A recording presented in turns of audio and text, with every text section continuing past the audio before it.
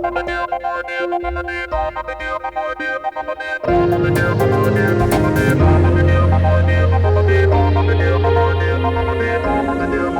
to India Hangout, beaming to you live from Mumbai. The big question we are asking today is, and let me give you a quick context, you are able to watch this video today because you can access it freely. The question is, you may not be able to access this freely because for some reason tomorrow the government of India might just ban everything that goes on the internet, or at least stuff like this, which in some ways is questioning the government's movements. Let's try and understand this a little better. I've got some renowned experts with me. Nikhil Pahwa, founder of Media Nama, joins us from Delhi. Rajesh Charya, president of the Internet Service Provider of India, right here with me in Mumbai. Pawan Duggal, cyber law expert, also in Delhi, and Ayaz Memon, journalist, right here again in Mumbai. So let me begin with you, Nikhil, since you've been following, and I know that you just put up a post on this subject as well. What the hell is going on? So what it appears to me is that in response to the Kamlesh Vaswani case in the Supreme Court, where a gentleman called Kamlesh Vaswani submitted a list of about 850 plus sites for blocking, the government appears to have suo moto blocked access to all of these sites. Right. Right. So the question is, why did they do it, Nikhil? You have to ask them, Govind. I'm not the right person to ask about why they did it. Yeah. If you ask me, I think apart from child porn and revenge porn, I don't think anything should be blocked. Porn itself, as far and maybe the lawyers can help out here. I don't think porn itself is banned in India. Consumption of porn is not banned, but the distribution is. Okay, so we'll come back to Pawan in a moment. Ayaz, first, what's your sense? Why is this happening? Well, I think they seem to be kind of overreaching where the access to internet content is concerned. Obviously, child pornography is an issue worldwide, so that is understandable. But I think venturing out like this, what people do in their private homes and trying to, it seems to me to be an overreach by the government, and we are finding this happening in various sectors, and that's the worrying part. So this is just one more dimension to this. Right. We can tell you what to do. Right. So Rajesh, your association and the 250 active ISPs that are part of your association are the ones who bear the brunt of these continuing instructions, right? How does it work, and how strong are these orders that come to you?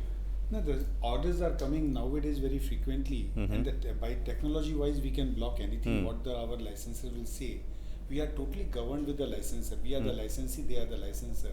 Whatsoever the advice is coming to them, they are to us. We are accordingly implementing that and giving the compliance to our licensor that we have blocked that sites.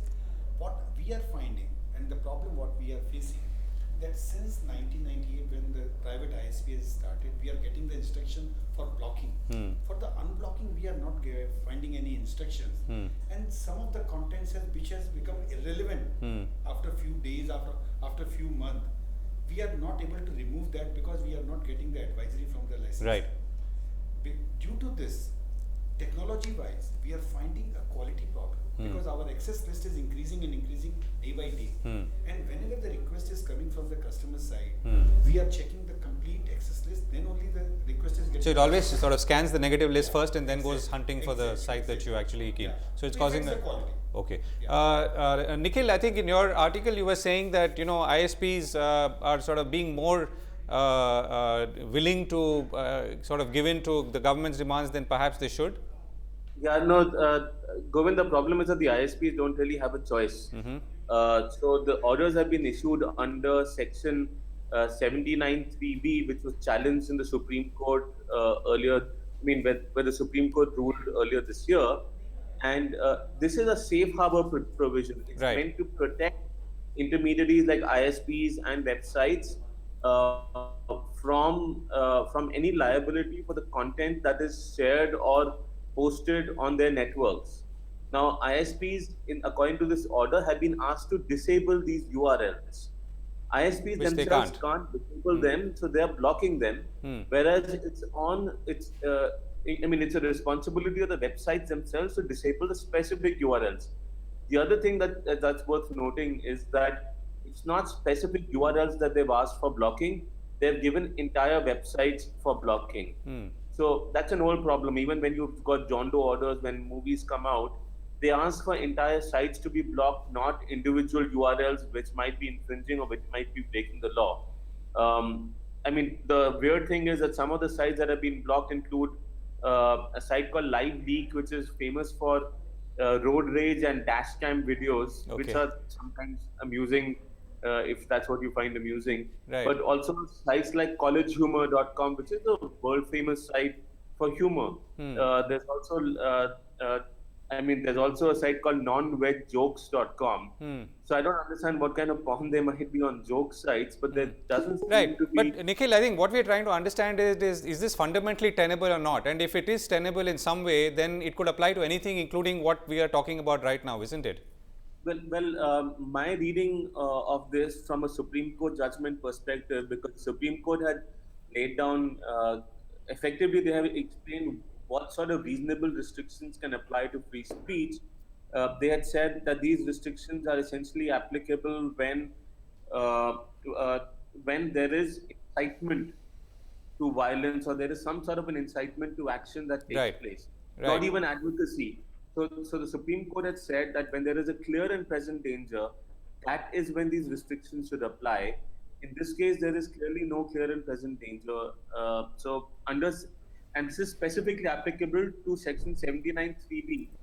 So I'm Right. not sure about how they've implemented this. Right, and we are also obviously still trying to find out, while we also wait for Pawan Dugal to rejoin us, as to what triggered this particular move at this point of time. And, Rajesh, there is the other clause, right? So, one is the 79B, 3B. The second part, which the order says, is that according to the definition of morality and decency as given in the Article 19(2) of the Indian Constitution. Yeah. So, the Constitution has been sort of brought in or Referred, dragged yeah. into this. Yeah. So, how much weightier does that make the case, if at all? First of all, for us, nothing is weight, because the weight is that the DOT is ordering us. Right, you have no choice. So we don't have any choice.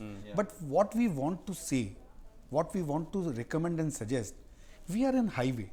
ISP is nothing hosting any content Sure. into their network. Sure. We are in highway. We are connecting the content with the user.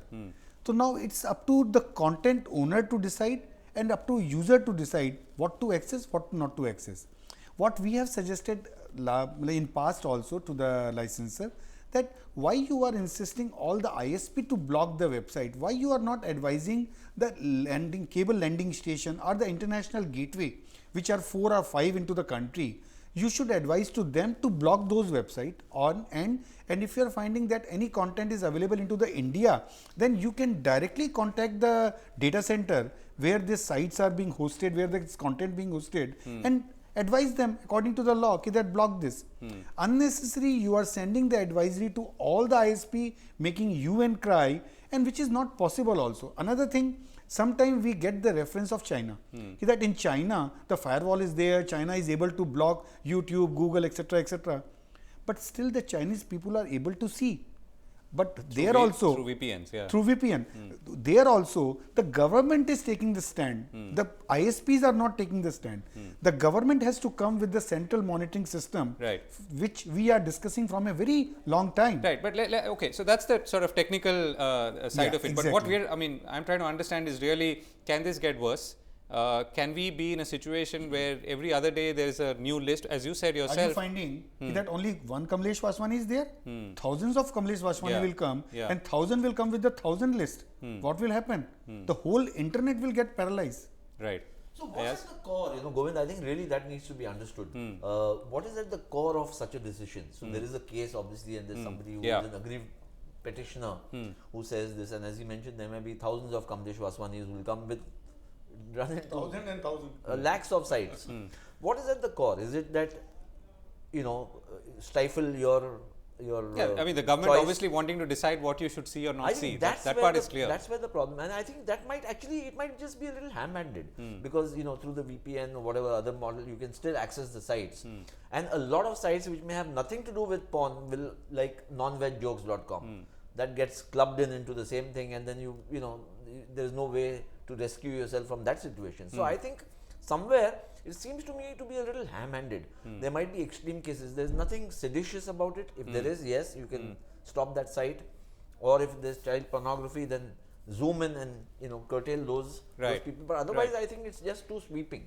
Right. So, Nikhil, just to come back on that, I mean, like I think two questions we're trying to answer. I mean, one is the motivation for this, which we are obviously trying to get a better handle on. But more importantly, is this setting a trend and for sort of further infringement of my rights or your rights, particularly those of us who operate in the internet space? So, Govind, I'll just go back to your earlier question about the constitutionality of it. The reasonable restrictions that I had mentioned that were laid down by the Supreme Court in terms of what are the instances where you can block using 79(3)(b were actually with respect to Article 19(2) and the Constitution of India itself. Right. So the Supreme Court said you can't just start blocking everything because the Constitution of India has very broad provisions. You can only do it when there is a clear and present danger, and you can only do it when there is incitement. Even advocacy is fine according to them, right? So, from a constitutional perspective, I think, and Mr. Dugal can comment more on that. Right. But the problem with this is that there was another meeting in September last year with the body called CRAC, again set up by the government to discuss blocking of porn, which was again with respect to the same case which had been filed by Kamlesh Vaswani. Okay, so we've got Pawan back. Nikhil, just hold your thoughts there. Pawan, so two questions we're trying to answer. So one is, of course, what is the motivation for this and to come through with such ferocity and urgency? That's one, which you may or may not be able to answer. I'm not looking necessarily for the legal technical answer. The second is that if indeed this has some legal weight in the manner that it's been pushed out now, could it be applied to just about anything that causes consternation to someone in the establishment at any point of time? See, first and foremost, there are some fundamental striking features about this notification. The first is that the notification chooses to take an approach that was earlier not taken. And this was the approach pertaining to blocking of pornographic websites. You've seen cases earlier like savitabhabi.com being blocked. However, now for the first time, the government has chosen not to go through the blocking route, but has actually gone through the route of disablement of access. And that's been given under Section 79(3)(b of the Information Technology Act 2000.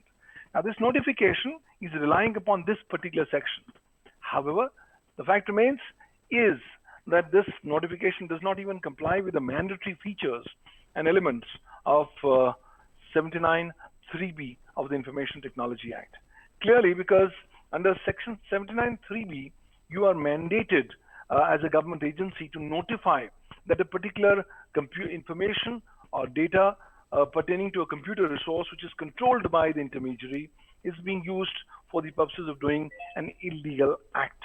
Now, what is the illegal act that's being done by these 850 websites has clearly not been defined. Further, how these websites have been chosen, it's not crystal clear. The notification has chosen to rely upon decency and morality as grounds for the purposes of directing disablement. However, the fact remains is these are nothing but grounds which are part of reasonable restrictions on your fundamental right to freedom of speech and expression under Article 19(1)(a) of the Constitution of India. So clearly, this has raised far more new questions and be legally tenable in a court of law as we go forward. Right. So, Pawan, you're saying this is not legally tenable. So, what's next? I mean, I think now every citizen should rightfully fear that the government in some ways can start peeking into what she or he is doing. And if for whatever reason that person is found to be breaking some law, can arrest that person, right? That seems to be or would be the logical next step. So, what can we do to fight this? I think it's crystal clear that this kind of arbitrary application of the powers given under the Information Technology Act are clearly unwarranted. There are some intrinsic problems and there are some gray areas in the law which actually allows and encourages the State Department to do what it wants to do. For example, the way the term intermediary has been defined under Section 21(w) of the Information Technology Act is so vast enough to just about include any person who provides any connectivity using a computer, an email account, or a mobile. So it's not just you and me who become intermediaries, everybody else who has got access to and who provides services with respect to any particular electronic records becomes intermediaries. That being so, all intermediaries can be so directed by any governmental agency that any information or communication link which is hosted on a computer resource controlled by the intermediary could be used for the purposes of doing any illegal activity. And then in such a scenario, the intermediary would be required to disable or remove access to such information. Clearly, I think this is very, very. So we've lost Pawan there for a moment, but we'll get him back. Nikhil, do you want to weigh in here? I mean, to really ask, I mean, to sort of answer the first question, it's pawned today, what could be next? And what should we be doing about it? Answering that question when you immediately switch to Pawan. So if I can please be allowed to make my point, please, without switching to someone else. This is the beginning, right? In the CRAC meeting that had taken place in September, the ISPs, the IMAI, and a bunch of associations had met, and they had discussed the possibility of implementing a filter at the gateway nodes in India. There are, I think, essentially 3 gateway nodes from where we get access to the internet. And the idea that was being discussed was putting a filter there. When that happened, so I'm looking at PON as a ruse to start implementing a filter at the international gateways. And quite often, because of the secrecy of the blocking, we will never know what all has been blocked in this country. Right. PON is an easy excuse to start this process because, frankly, I don't see an MP standing up in parliament and contesting or trying to protect access to PON, but it's a gateway. Right. So, Ayaz, you want to? I think that's really fundamental too. I think he's touched the kind of sensitive nerve there. That yes, I mean nobody's going to object to PON being of course, kind of curtailed or stifled or choked. But is this a precursor to other kind of meddling or interference with what you and I want to do on the internet? I think that's really the big concern. Rajesh, I think you're saying that the track record shows that the number of such orders will only keep increasing.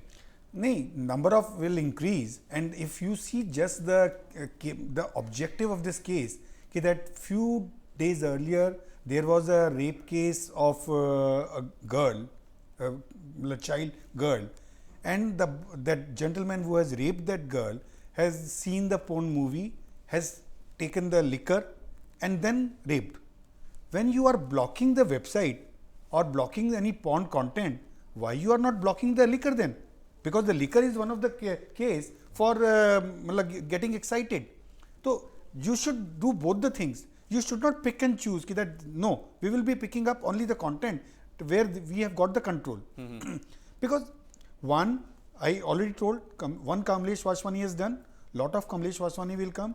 Lot of things will happen. Lot of long list will come. Then after few days, a few months, a few years, we will be finding that this is the white list. That's all. You have to see only the white list. You have no right to see the blacklist. Okay. Let me come back to you, Nikhil. Nikhil, what needs to be done next? I mean, if this has to be fought or challenged or attacked, I mean, obviously there is the legal part of it, but what else does one do? Well, I think we have to ask the government to give an explanation, but the only process that's really left is the legal one, and it's in the hands of the Supreme Court. The case is already in the Supreme Court, and we have to make sure that we don't create a slippery slope of any sort. But that's what it seems to be doing right now. Okay. I don't think there's anything else apart from outrage right now. Okay, Ayaz? Well, I just to kind of conclude my point of view, I think there are some alarm bells that we must hear, where access to information on the net. I'm not in favor of porn. That's not the point. But the point is that and that's why we're talking about this. The accessibility to the internet cannot be denied, in such manner, unless there are compelling reasons like child pornography or something which is very seditious. I can understand. But if this is kind of a precursor to other checks and controls and whatever else, then I think that there are serious concerns. We're in for some tough and troubled times. Rajesh, what should we be doing next? What's the way forward? Being an ISP, I cannot comment anything. I have to adhere to the rules and regulations of our licensor. Whatsoever the government will say, show, we will show. Government say ban, block or disable, we have to disable that. But personally, if you take my view, education, awareness is the major things what we require. Yeah. We have to educate, we have to make the people aware. And I know that the internet people are very, you can say very smart, and if they want to see, they will see. And if you will stop them to see, they will definitely see Okay. what in China is happening. Right. Okay. So, Nikhil, last word from you. I think, Govind, we need transparency above all. If something's been blocked, we need to know why. We need to know who gave the order. We need to know who the order was given to. We need to know who asked for it to be blocked. We need proper information out there so that we can hold our governments accountable for any sort of blocks. Apart from this, I'd also like to flag the point that there were instances when the hacker group Anonymous had attacked or had retrieved server logs from Reliance Communications, and it was found that they were blocking some access to some content as well, which no one had known about. I mean, that's the allegation. So therefore, I think there must also be rules to ensure that private ISPs don't start blocking content without there being an order from a court. We need oversight because these guys control access to everything. Right. Whether it's the government or it's the ISPs, all of them should be transparent about what they're blocking, why they're blocking, and on whose orders they're blocking. Right. Okay. Thanks for that, Nikhil. So, Rajesh, do you want to respond to that? Are you unilaterally blocking sites on any? No, not at all. We cannot block, because if we will be unilaterally blocking any website, and if anybody complains, the licensor will take us into the task. So whatsoever we are doing, we are exactly doing as per the advisory of the licensor. Okay. That they say that we have to block this, we have to block this. Right. But what you said earlier was that you've got a long list of blocked Yeah. sites now which have never been unblocked. So Yeah. that is something that We have to see that. Yeah. We have to put some time limit. Yeah. That whatsoever the instruction is coming from the licensor, the life of that instruction will be for 3 months or 4 months or 6 months. After that, you can unblock that. Right. Okay, gentlemen, we've run out of time. Thank you all for joining us on this very critical discussion, because we're not just discussing the blocking of 857 porn sites, but something more fundamental, and that is whether your rights are being infringed upon. And this is a discussion or debate that will, of course, continue. Thanks for coming in.